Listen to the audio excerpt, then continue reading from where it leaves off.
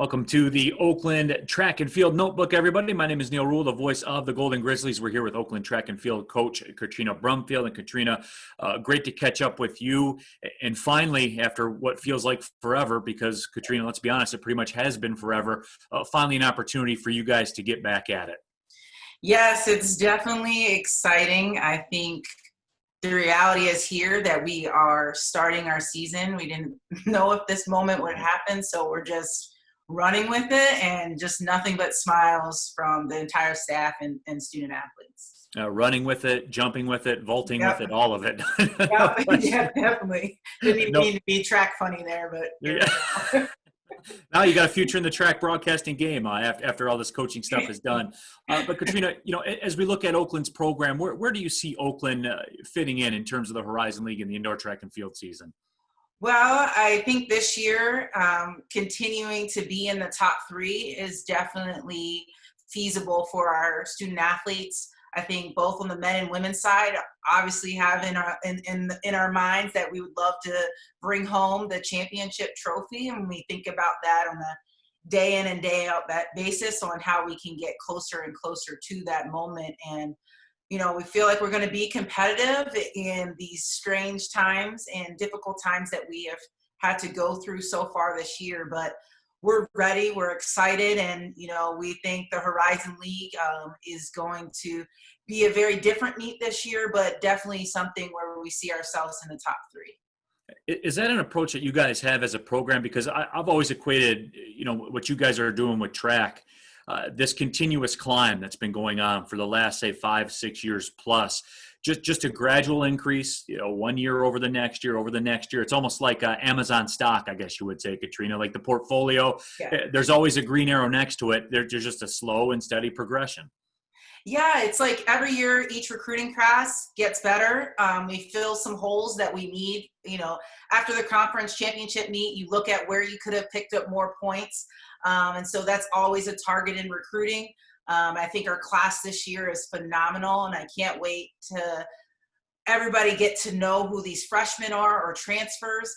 But our returning athletes just keep getting better. They're developing, and it keeps pushing and putting the pressure on those top schools in the conference that we're always a contender and always a team that people have to be concerned about, because you never know with our athletes, and they just always hit at the right time when it comes to championships. So it's always an exciting thing to see what our athletes produce when we get to the end of February.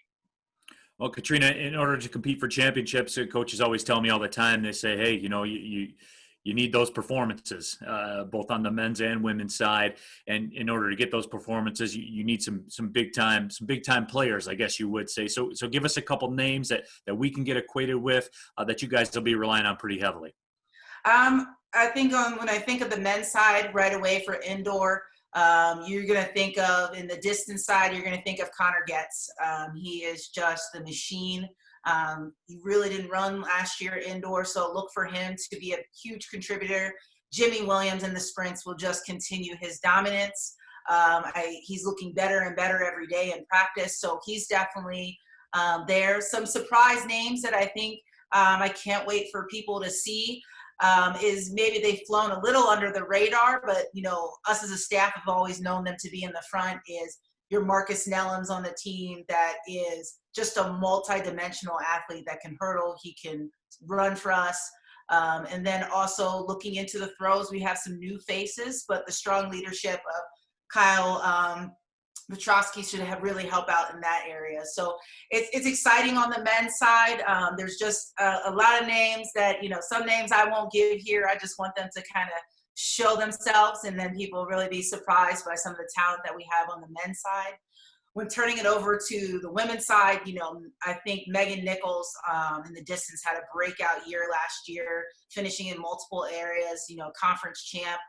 She just looks so strong right now.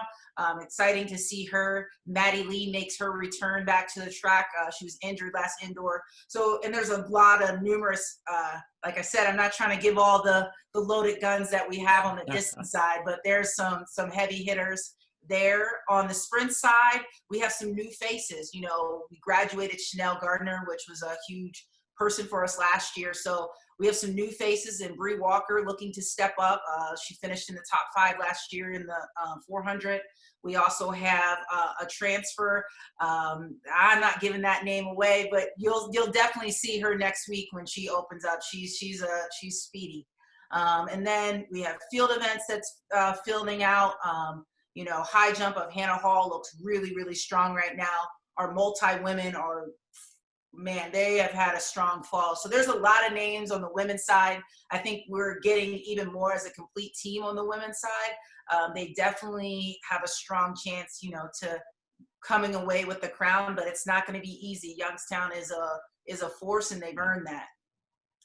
Yeah, which certainly, if anybody knows that, you certainly are aware of that. Well, Katrina, we certainly do appreciate the time, and look, for any portfolio to do well, you need some blue chips, and you certainly have a lot of blue chips in that track and field portfolio. There's no question about that. So for track and field coach Katrina Brumfield, my name is Neil Rule. Thanks for watching, everybody. Well, see you later.